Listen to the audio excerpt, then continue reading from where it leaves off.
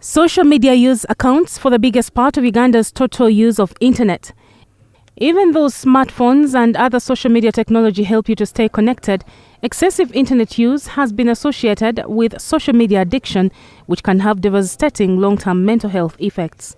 The time I spend on social media, I really can't tell, but I really find myself wanting to have my phone with me all the time. You realize that even when you go outside, when you are doing other things, you would want to interact more with the social media than the real friends. And that means you are beginning to suffer from mental health. Then having no time for your own reflection. Studies have shown that 95% of Ugandans have trouble when they realize their phone is not with them or near them at any given moment. A clear definition of social media addiction. In other words, without your phone, you are almost nothing.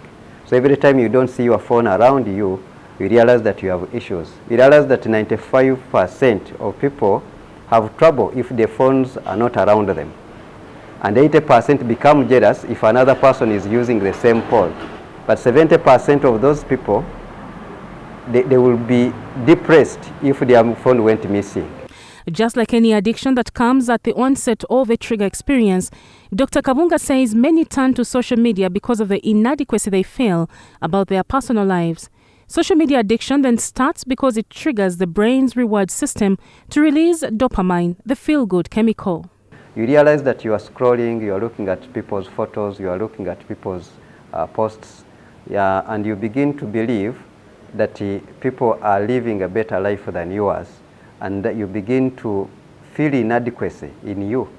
And that means you develop sort of anxiety, and at the end of the day, you are beginning to drop social media. 2, fear of missing out.